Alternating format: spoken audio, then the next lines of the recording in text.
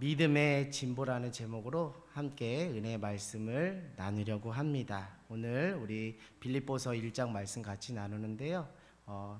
1장 12절에서부터 우리 30절까지 같이 나누면서 천천히 은혜를 나누려고 합니다. 오늘 말씀 제목 믿음의 진보처럼 오늘 여러분 안에 믿음의 진보가 되어지는 놀라운 은혜가 있기를 주님의 이름으로 간절히 소망합니다. 오늘 사도 바울이 감옥에 갇혔어요. 예수님을 전하다가 감옥에 갇혀서 그가 빌립보 교회 성도들을 생각하면서 편지를 썼는데요. 오늘 빌립보 성도들을 생각하면서 그 편지를 썼던 사도 바울의 마음과 심정이 어땠을까? 우리 한번 생각하면서 같이 말씀을 같이 나누기를 원합니다. 우리 12절에 보니까 사도 바울이 이런 고백을 합니다. 우리 12절을 한번 같이 읽어볼까요? 시작. 형제들아, 내가 당한 일이 도리어 복음 전파의 진전이 된 줄을 너희가 알기를 원하노라. 아멘.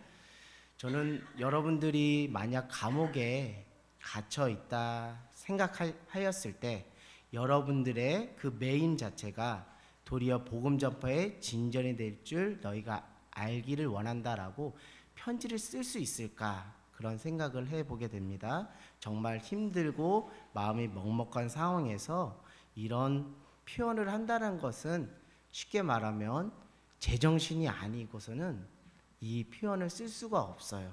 그럼에도 불구하고 이런 편지를 쓸 수 있게 했던 것이 무엇인가 했더니 사도 바울 안에 믿음이 확실했기 때문에, 그 상황과 여건을 뛰어넘는 초월하는 믿음이 있었기 때문에 그런 고백들을 할 수 있었다라고 생각을 해보게 됩니다. 왜 이것이 복음의 진전이냐면 13절에 보니까 나의 매임이, 나의 그 감옥의 갇힘이 그리스도 안에서 모든 시대 안과 그 밖에 모든 사람에게 나타났기 때문이라고 이야기하고 있어요. 그것은 무엇이냐면 이 사람이 어떻게 감옥에 왔대라는 소문이 삽시간에 이제 퍼지게 된 것이죠. 그것은 예수님을 전하다가 감옥에 갇혔대, 예수라는 분을 전하다가 감옥에 갇혔대라고 하니까 그것 자체가 이미 무엇의 효과가 있는 거예요? 전도의 효과가 있는 거예요. 로마 그 병사 시대의 안과 밖에 모든 사람들에게 그 소문들이 삽시간에 퍼지면서 그 매임이 도리어 복음의 진전이 되는 놀라운 역사가 있었습니다. 그리고 14절을 보니까 나의 매임이 또 어떤 그 진전이 있었느냐면 주 안에서 신뢰함으로 사람들이 이제 어떻게 하기 시작해요? 겁 없이 하나님의 말씀을 더욱 담대하게 전하게 됐다는 거예요. 힘을 얻어서 그 복음 전파가 더 힘을, 탄력을 얻게 되었습니다. 또 어떤 진전이 있었냐면 당시 사도 바울을 따르고 지지하던 사람도 있지만 사도 바울을 시기하고 질투하는 사람들이 있었어요. 그 사도 바울의 사도권에 대해서 인정하지 않는 사람들이 있었습니다. 그 사람들은 이제 우리의 시대가 왔다라는 생각으로 투기와 분쟁함으로 아주 그 사도 바울을 17절의 표현으로 말하면 괴로움을 더하게 하기 위해서 또 예수님을 전하게 되었다는 것이죠. 사랑하는 여러분, 오늘 한 인간이, 사도 바울이라는 한 인간이 매여 있는 것입니다. 한 인간이 감옥에 매여 있어요. 삶이 무엇입니까? 라고 말씀드리자면 삶은 매임이다 라고 생각을 해요. 한 살 한 살 더 먹게 되면 무거운 책임감이 있고 매임이 있습니다. 스스로 뛸 수 없을 만큼의 그런 어떤 자유가 제한되는 경우가 있어요. 때로는 가족 때문에, 때로는 자녀 때문에, 때로는 물질과 관계 때문에, 때로는 건강 때문에 우리가 실제 감옥에 갇혀 있지는 않지만 우리 삶 자체가 매임으로 살아갈 때가 많이 있습니다. 하루하루 살아가는 것 자체가 매임이라고 해도 과언이 아닐 것 같아요. 여러분 한 주 삶의 자리에서 뭐 직장에서든지 관계 속에서든지 많은 매임 속에서 힘들어했을 거라 생각을 합니다. 그러나 오늘 말씀의 제목처럼 그 매임이 도리어 복음의 진전이다. 상황을 역전시키시고 반전시키는 하나님의 은혜가 거기에 있습니다라고 고백하는 믿음으로 자라는 저와 여러분 모두가 되기를 원합니다. 우리가 매여 있어요. 우리가 환경과 여건과 상황 가운데 매여 있지만 우리의 매임이 결코 실패로 끝날 수 없는 것은 우리는 누구에게 매여 있기 때문에요? 예수 그리스도께 매여 있기 때문에 우리의 환경적인 매임이 우리를 완전히 메울 수 없고 우리를 실패시킬 수 없다라는 것을 여러분 알기를 원합니다. 우리의 매임은 어디에 있다고요? 예수 그리스도께 매여 있다고요. 우리의 신분과 우리의 정체성이 어디에 있다고요? 예수 그리스도께 매인받은 나, 그리스도의 종된 나, 하나님의 사랑에 매인 나, 하나님의 은혜에 매인 나, 하나님의 말씀에 매인 나가 되는 우리 모두가 되기를 원합니다. 결국 믿음이라는 것, 신앙이라는 것은 변화산에서 정말 구름 위를 떠다니는 것이 아니에요. 믿음의 실력이라는 것은 현실의 털을 딛고 거기서 어떻게 살아내는 것인가, 그 실력이 우리의 믿음의 현지조인 것 같습니다. 그것은 다른 것이 아니라 우리의 삶의 자체가 매임입니다. 물질, 관계, 건강, 가족 등 수많은 매임의 그 요소 속에서 그 매임이 누구의 매임으로 극복되고 승리되는 거예요? 예수께 매임으로 내 인생의 매임이 무엇으로? 풀림으로 바뀌어져 나가는 그 과정이 신앙이고 믿음의 실력을 키워나가는 과정인 줄 믿습니다. 할렐루야. 그리하여서 여러분 오늘 예수님께 제대로 묶이시고 매이셔서 여러분을 묶고 있는 그 환경으로부터 초월하고 승화하여 믿음으로 서는 저와 여러분 모두가 되기를 주님의 이름으로 간절히 소망합니다. 오늘 예수 그리스도께 완전히 미친 사람이 바로 사도 바울이에요. 열심으로 참 순수함으로 하는 사람도 있지만 투기와 분쟁으로 사도 바울을 괴롭힘으로 하는 사람도 있지만 그는 이렇게 표현합니다. 18절을 한번 같이 한번 읽어볼까요? 시작. 그러므로 무엇이냐, 거칠어로 하나 참으로 하나 무슨 방도로 하든지 전파되는 것은 그리스도니 나는 기뻐하고 또한 기뻐하노라. 아멘. 사도 바울이 완전히 예수께 미치고 예수께 매여 있다라는 것을 여러분 알 수 있겠죠? 그 표현이 또 어디에 있느냐면 20절에 또 있습니다. 나의 간절한 기대와 소망을 따라 아무 일에든지 부끄러워하지 아니하고 지금도 전과 같이 온전히 담대하여 살든지 죽든지 내 몸에 그리스도가 존귀하게 되게 하려 하나니. 아멘. 예수님께 오늘 매이면 여러분 승리하는 시간이 되고 인생이 되는 줄 믿습니다. 또 21절에 이렇게 표현하고 있어요. 이는 내게 사는 것이 그리스도니 죽는 것도 유익함이라. 아멘.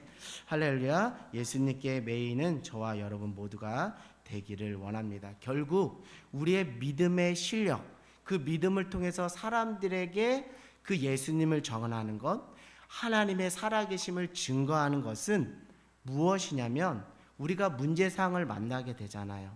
우리가 어떤 경제적인 것, 관계적인 것, 가족 안에 여러 가지 요소로 매여 있을 때 그 매임 앞에서 우리가 어떤 태도나 어떤 자세, 스탠스를 어떻게 취하느냐에 따라서 저 사람 믿음의 사람이구나, 저 사람 예수 믿는 사람이구나 라는 것을 뭐 할 수 있는 기회가 된다고요? 증거할 수 있는 기회가 되었다는 거예요. 오히려 하나님께서 사도 바울의 그 매임조차도 무엇하신 거예요? 사용하셨다는 데서 놀라운 하나님의 반전의 은혜가 있다라는 거예요. 여러분 묶여있기 때문에 인간적으로 너무나 괴로워요. 특별히 경제적으로 묶여있으면 정말 괴롭고 정말 잠을 제대로 못 잡니다. 관계에 묶여있거나 특별히 사람과의 관계 속에서 상처에 묶여있으면 잠도 못 잘 정도로 마음고생이 심해요. 그런 상황 속에서, 그 매임의 상황 속에서 우리가 어떤 태도와 자세를 가지느냐에 따라서 세상 사람들은 저 사람 정말 예수 믿는 사람이야, 저 사람 예수님을 믿으니까 정말 우리와 달라. 나도 예수님을 믿어야지. 하나님이 살아계시구나 라는 그런 고백으로 사람들에게 매력적으로 와 닿을 수 있게 되는 것이죠.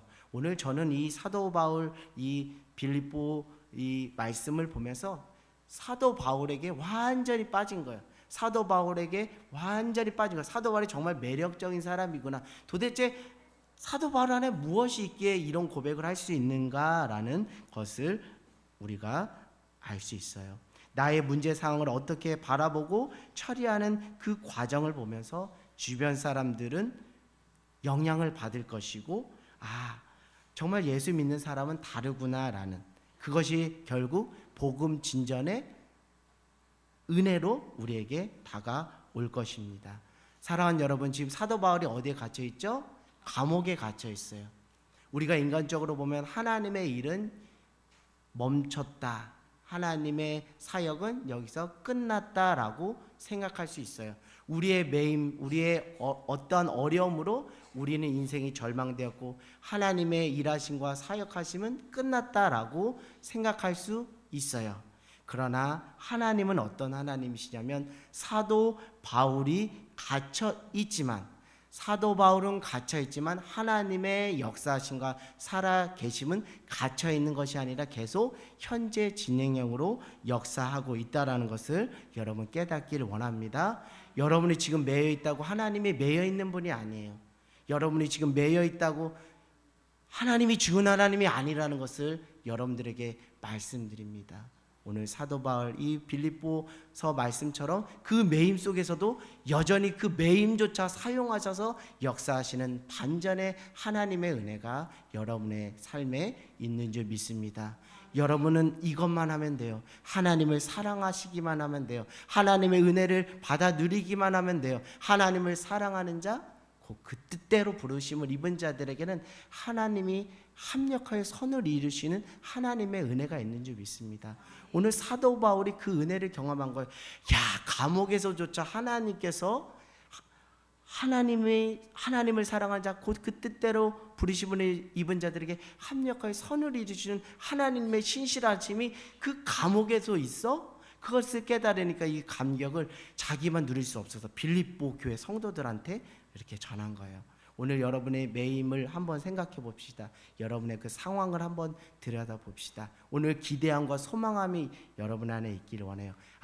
이 매임조차 하나님은 뭐 하신다? 사용하신다 라는 그 확신을 가지고 오늘도 믿음으로 믿음의 진보가 일어나는 저와 여러분 모두가 되기를 원합니다.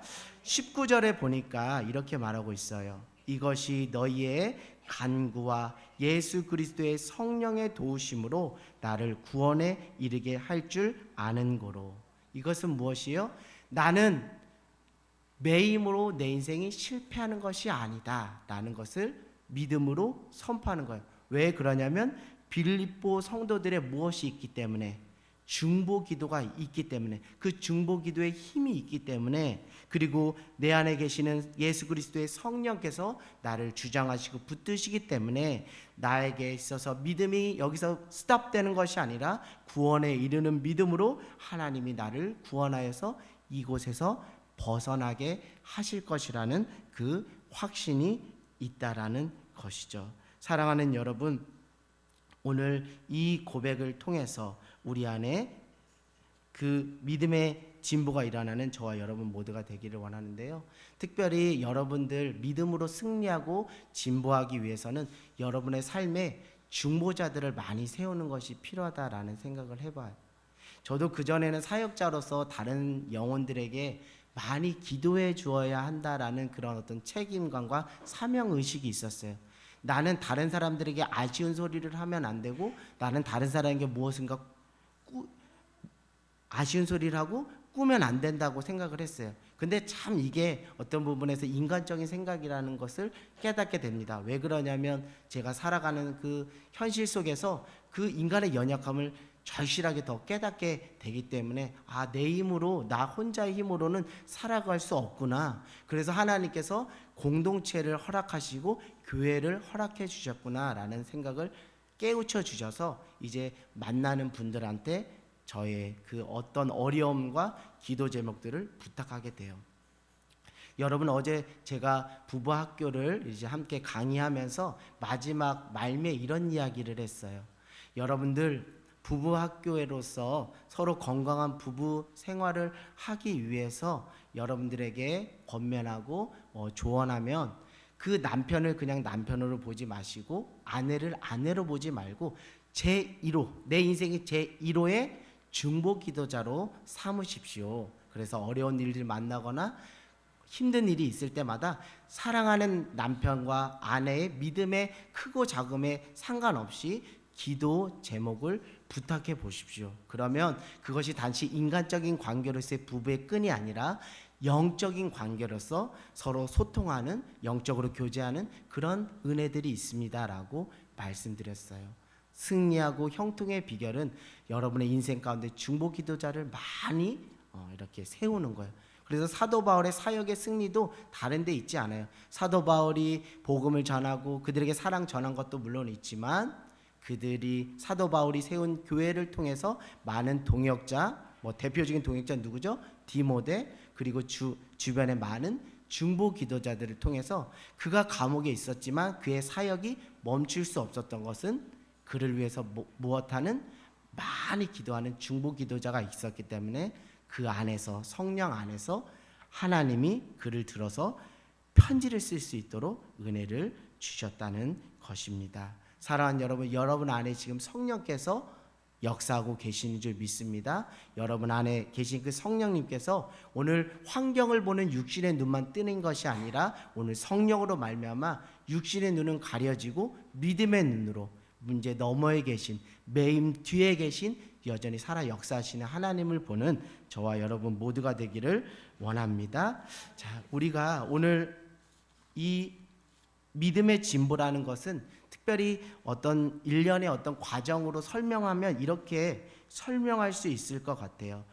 어떤 분이 이런 말을 하더라고요. 인생은 사건 중심이 아니라 해석 중심이다. 인생은 사건 중심이 아니라 해석 중심이다. 그건 무엇이에요? 해석하기 나름이다. 해석하는데 달려 있다라는 것이죠. 여러분, 로고 테라피라는 걸 아십니까? 의미 치료라는 거예요. 로고 테라피, 의미 치료. 이것을 창시하신 분이 빅터 프랭클 박사라는 분이 있습니다. 빅터 프랭클 박사가 있는데, 이분은 유대인이에요. 유대인인데 당시 나치 정권의 핍박을 받아서 유대인들이 다 어디에 갇혀 있었죠? 수용소에 갇혀 있었습니다. 수용소에 갇혀 있었을 때 그 속에서 살아 생존하신 분이에요. 그 주변에 많은 분들도 운명을 달리하신 분들도 있었는데, 그가 죽지 않고 살아서 지금까지 존재할 수 있었던 것에 대해서 두 가지를 이야기를 해요. 그 수용소 안에도 누가 함께 하신다는 확신, 하나님이 함께 하신다는 확신, 거기서 진정한 자기는 임마누엘의 신앙을 꽃피우게 되었다는 거예요. 사도 바울이 감옥에서도 이렇게 승리할 수 있고 매임에서도 승리할 수 있었던 것은 그 매임과 감옥, 빅터 프랭클 박사로 말하면 수용소 안에도 누가 함께 하신다는, 하나님이 함께 하신다는 그 믿음의 고백, 성령께서 깨우쳐 주시는 그 믿음의 고백이 있었다는 거예요. 그 고백 속에서 빅터 프랭클 박사는 수용소는 나의 무엇이다? 연구소다. 할렐루야. 수용소는 나의 연구소다. 오늘 사도 바울이 고백한 것처럼 나의 매임은 도리어 복음의 진전이다. 여러분의 매임의 상황에 맞게 여러분 나름의 표현으로 신앙의 반전의 고백을 하는 저와 여러분 모두가 되기를 원합니다. 나의 매임이 도리어 땡땡땡이다. 나의 매임이 도리어 땡땡땡이다. 이렇게 반전의 고백으로 하나님의 살아계심을 증거하는 저와 여러분 모두가 되기를 원합니다. 결국 믿음의 진보라는 것은 사건을 어떻게 바라보느냐인 거예요. 오늘 사도 바울이 그 매여 있는 그 사건을 어떻게 바라봤느냐에 따라서 이런 고백을 할 수 있는 거예요. 무엇으로 하든지 간에 나는 무엇으로 기쁘다는 거예요? 예수님이 증거되는 것으로 기쁘다는 거예요. 그렇게 고백을 할 수 있는 거예요. 다른 것이 아니라 사건에 대한 해석의 풍성함, 사건을 바라보는 해석의 풍성함. 단순하게 매임은 절망이다 하면 거기서 끝나는 거예요. 그러나 사도 바울은 매임에 대한 그 사건에 대한 해석의 풍성함으로, 그 풍성함은 우리에게 무엇으로 이끌어 주었다고요? 의미의 풍성함으로. 여러분, 사람이 물질로만 사는 것 아닙니다. 의미를 추구하며 살아가는 것이 인간의 존재예요. 왜 살아갑니까? 의미가 있어야 살아갈 수 있는 거예요. 우리 아이들이 학교에서 또 부모님이 가정과 또 직장에서 살아가는 그 이유가 있기 때문에 오늘도 우리가 존재하고 또 오늘 이 자리에 나온 줄 믿습니다. 제가 학교에서 이제 사역을 하면서 이 아이들한테 이런 이야기를 해요. 아이들 신학교, 특별히 고등학교 1학년 초반에는 많이 갈등하고 방황을 합니다. 그래서 이 아이들이 스스로 학교를 중도 하차하려고 하는 그런 경우들도 있어요. 그러면 제가 이렇게 이야기합니다. 요 맥락에서 이렇게 이야기합니다. 학교 안에서 너 나름의 재미거리를 찾아라, 이렇게 이야기해요. 그러면 이제 이런 요소 저런 요소, 그러면 이제 아이들이 말합니다. 쉬는 시간에 친구들과 같이 매점에 나가서 그렇게 사 먹는 것이 재미입니다. 또 4교시 끝나고 급식실에 뛰어가서 아이들과 맛있게 밥 먹을 생각하니까 그게 재미입니다. 체육실에서 체육 시간에 체육하는 활동을 하는 것이 재미입니다. 그게 무엇이에요? 인생이 의미라는 것은, 다시 말하면 인생이 그 재미를 우리가 찾아가는 것은 무엇이냐면, 인생의 삶의 그 원동력과 역동성은 의미를 발견하는 데, 의미의 풍성함을 발견하는 데 있다라고 말할 수 있어요. 결국 믿음의 진보라는 것은 의미의 풍성함으로 열려지는 것이에요. 근데 그 의미의 풍성함이라는 것은 우리의 이성과 경험에 기초하는 것이 아니라 하나님의 말씀과 기도 안에서 성령께서 무엇 해주셔야 돼요? 열어 주셔야 되는 거예요. 그래서 육신의 눈은 가려지고 믿음의 눈이 떠질 때, 이것 또한 우리 에베소서 표현대로 말하면, 이것 또한 하나님의 은혜의 경륜 안에서 하나님의 계획과 섭리가 있었구나. 그 복음의 비밀의 신비를 깨닫는 거야. 그때 우리가 하는 행동은 무엇이요? 맞아, 이것이구나. 맞아, 이것이구나. 이것을 제대로 깨달은 구약의 인물이 누구죠? 요셉인 거예요. 애굽의 종으로 팔려갔던 요셉이 어디까지 올라갔어요? 총리가 되었잖아요. 근데 형들을 다시 만났을 때 이런 표현을 합니다. 형들 두려워하지 마세요. 무서워하지 마세요. 형들이 저를 이곳에 보낸 것이 아니라 누가 저를 이곳에 보냈다? 하나님이 저를 이곳에 보내서 우리 가족을 기근으로부터 무엇하시기 위한 구원하시고자 하는 하나님의 계획과 섭리가 있었습니다 라고 이렇게 표현하는 거예요. 결국 무엇이에요? 요셉은 상처로 묶인 인생이 아니라 이 사건을 해석함으로 그 의미 속에서 하나님의 계획과 섭리를 발견하게 된 것이죠. 사랑하는 여러분, 오늘 특별히 해석의 풍성함은 어떤 것을 말하냐면, 우리가 어떤 관점으로 사건을 바라볼 것인가, 어떤 관점으로 인생을 바라볼 것인가라는 어떤 기준과 틀과 관점의 차원을 말하는 것이고, 그것이 잘 풀어질 때 결과론적으로 우리 삶에 무엇이 많이 풍성해진다고요? 의미가 풍성하게 와닿아서 내가 오늘도 존재해야 될, 살아야 될 이유가 여기에 있구나라는 것을 깨달아 알아가게 된다라는 것이죠. 여러분, 첫 번째 여러분들에게 말씀드립니다. 우리의 인생 자체는 무엇일 수 있다고요? 서두에도 말씀드렸듯이 매임일 수 있다라는 것을 그냥 인정하고 수용하는 태도와 자세가 필요해요. 나는 스스로 거치는 것이 없어 라고 생각하는 것은 큰 착각이며 오만입니다. 우리의 삶 자체가 매임의 연속이에요. 매임이 없이는 도리어, 다시 말씀드리면, 하나님의 은혜를 깨달을 수 없다라고 여러분들에게 다시 말씀드려요. 내가 건강에도 매여보고 물질에도 매여보고 상처에도 관계에도 매이는 그 자체가 내 삶이다라는 것을 그저 자체로 인정하는 저와 여러분 모두가 되기를 원해요. 왜요? 우리는 육신을 입고 살아가는 한계가 있는 연약한 존재이기 때문에 우리 삶의 순간순간마다 매임은 있다라는 것을 깨닫는 저와 여러분 모두가 되기를 원합니다. 그런데 안타까운 것은 다른 게 아니에요. 환경이 나를 메우는 건지 내가 메이고 있는 것인지는 한번 스스로 점검해 볼 필요가 있다는 거예요. 환경의 그 무게 때문에 내가 매일 수 있어요. 그러나 내가 도리어 내 스스로 매임을 자처하는 경우도 있지 않은지를 한번 보기를 원해. 여하튼 간에 우리의 삶 그 자체는 매임일 수 있다. 매임 자체에 대해서 당황하지 않고 긴 호흡을 가지고 멀리 내다보는 그것이 믿음의 진보를 이루는 첫 단추라 저는 생각을 하게 됩니다. 두 번째는요, 다른 데 있지 않습니다. 모든 사람이 다 나를 지지하고 격려해주고 응원해주지 않는다는 것을 여러분 인정하기를 원해요. 다 나를 좋아하는 사람이 아니라는 거예요. 나를 싫어하고 나를 시기하고 나를 질투하는 사람도 있다라는 거예요. 오늘 사도 바울이 감옥에서 이런 표현을 합니다. 어떤 사람은 투기와 분쟁으로, 어떤 사람은 나를 괴롭게 함으로 예수님을 전하는 사람이 있다라는 거예요. 그건 무엇이냐면 사도 바울의 삶에도 늘 자기를 괴롭히는 사람들이 있었다는 거예요. 근데 그것 자체를 여러분 인정하라는 거예요. 인정하기 싫어도 인정할 때 묶임에서 풀림의 은혜가 있다라는 거예요. 저도 여러분도 그런 경험이 있을 거예요. 사람에 대해서 사람의 인정 욕구, 사람들에게 인정받고 싶은 욕구, 그것이 있어요. 그것이 스스로 나를 얼마나 나에게 있어서 동기부여가 됐는지도 저는 압니다.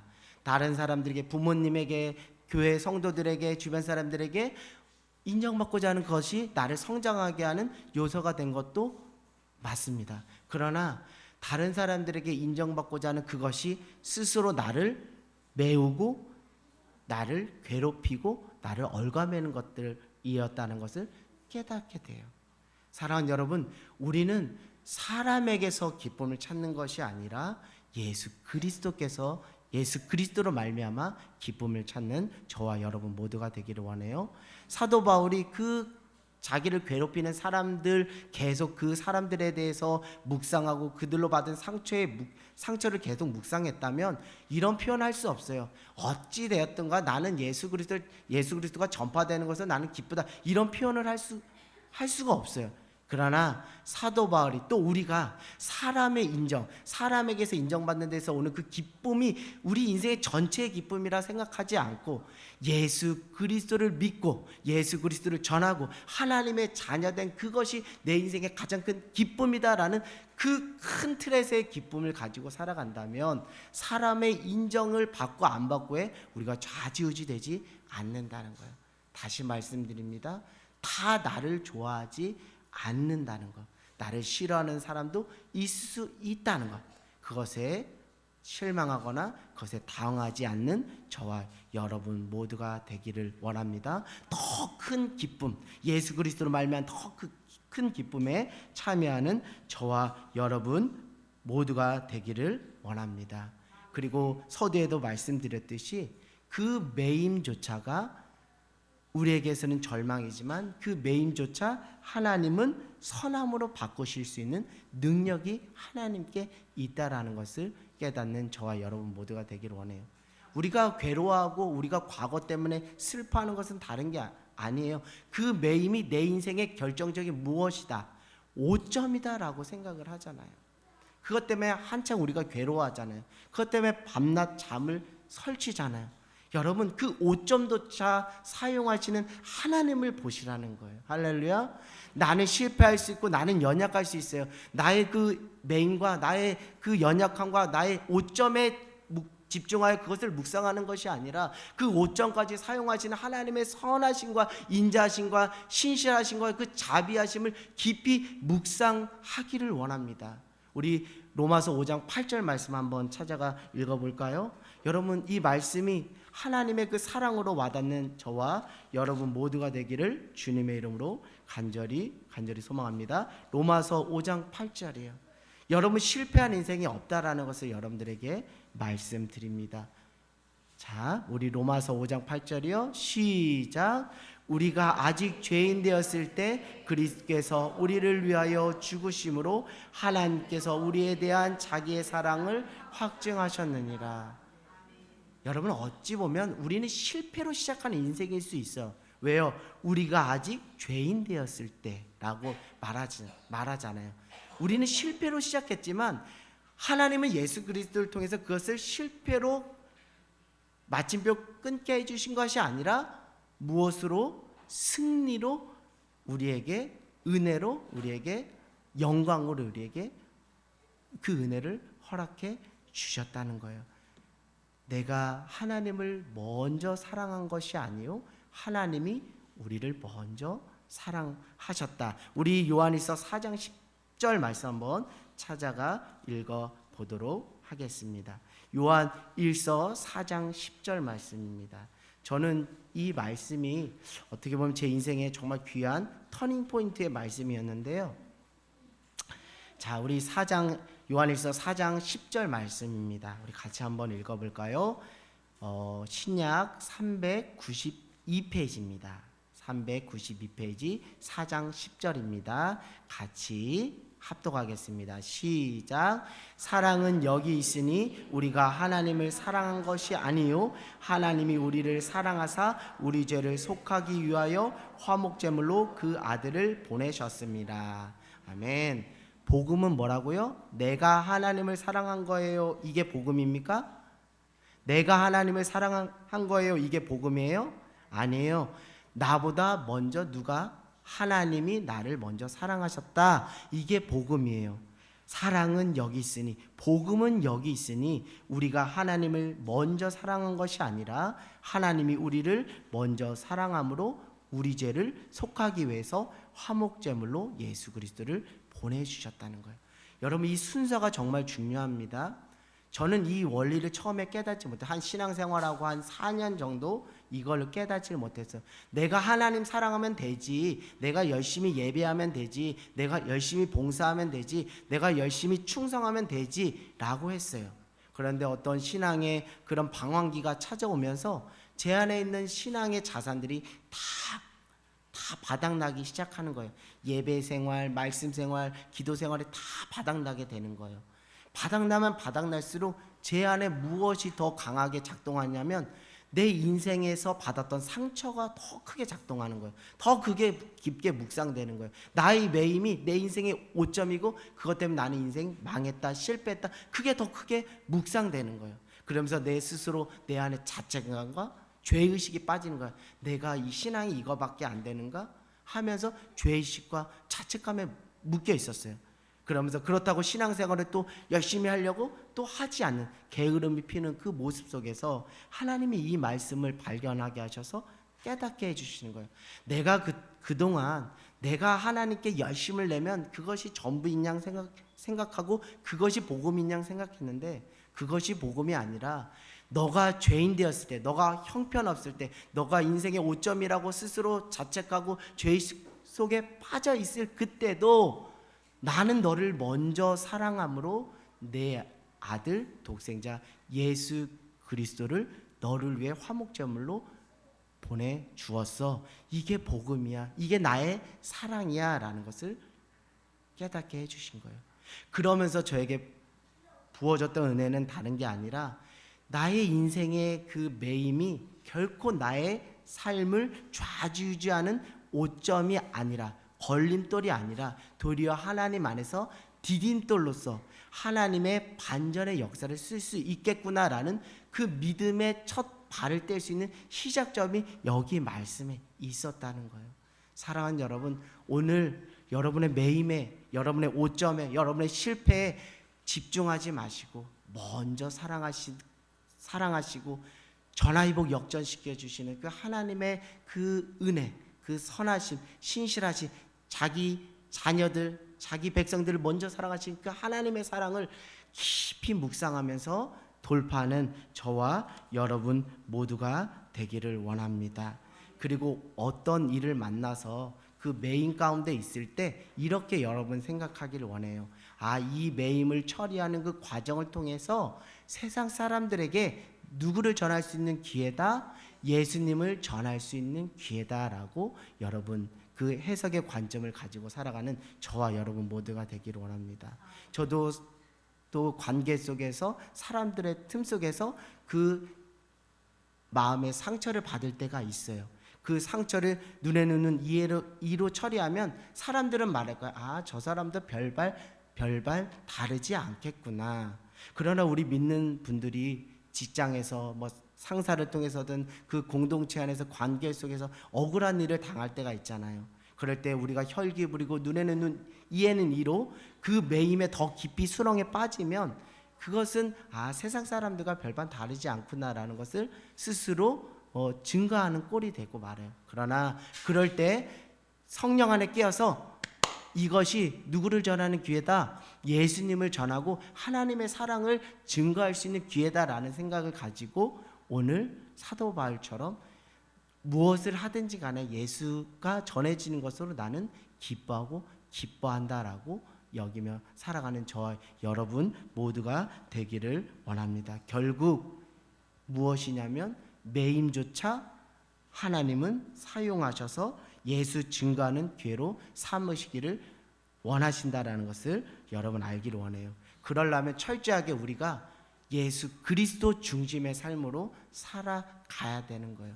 예수님, 내 안에 사느니 오직 예수 그리스도다. 나는 예수 그리스도와 그의 십자가를 아는 것 외에는 다른 것을 다 무엇으로 배설물로 여긴다. 여러분, 예수님이 있어야 내가 있고 내 안에 예수님으로 인하여 그 기쁨이 충만해지는 저와 여러분 모두가 되기를 원합니다. 여러분, 마지막으로 이 말씀 드리고 말씀을 마칠까 합니다. 우리 한번 29절 말씀으로 한번 가볼까요? 29절 우리 빌립보서 1장 29절입니다. 여러분 이 말씀 같이 읽고 우리 말씀 마칠 텐데요. 319페이지 29절입니다. 시작. 그리스도를 위하여 너에게 은혜를 주신 것은 다만 그를 믿을 뿐 아니라 또한 그를 위하여 고난도 받게 하려 하심이라. 아멘. 예수님을 믿는다는 것, 예수님을 믿고 신앙생활 한다는 것은 우리 안에 은혜도 있지만 또 무엇도 있다라는 것, 고난도 있다는 것. 그러나 로마서는 말하고 있어요. 너희가 현재 당하는 고난이 장차 임할 그 영광과 뭐 할 수 없다? 비교할 수 없다. 그럼 혹시 여러분의 삶에 고난이 찾아오고 어떤 그 묶임으로 인한 고통과 고난이 찾아올 때 장차 임할 하나님의 영광은 이것보다 더 크구나라는 것을 깨닫는 저와 여러분 모두가 되길 원하고요. 이 고난을 뛰어넘는 이 상처보다 더 큰 은혜를 나에게 부어주시려고 하는구나라는 그런 그 믿음의 고백으로 그 생각으로 여러분들이 해석함으로 그 삶의 의미가 풍성해지는 저와 여러분 모두가 되기를 주님의 이름으로 간절히 소망합니다. 우리 한번 29절 한번 같이 읽어보겠습니다. 시작.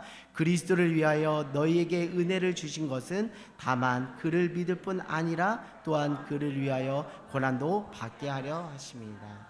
아멘. 여러분 진짜 그리스도인 되기를 원해요? 진짜 주님의 제자 되기를 원해요? 그러면 고난도 기쁘게 감당하길 원합니다. 고난 받는 것을 당황하거나 두려워하지 마세요. 그 고난 속에서 여러분의 믿음이 다져짐으로 믿음의 진보를 이뤄서 그 믿음이 구원에 이르는 믿음, 구원에 합당한 믿음으로 살아가는 놀라운 은혜가 있게 될 줄 믿습니다. 우리 20절 21절이고 말씀 마치겠습니다. 20절 21절 여러분은 20절 제가 21절 읽겠습니다. 시작.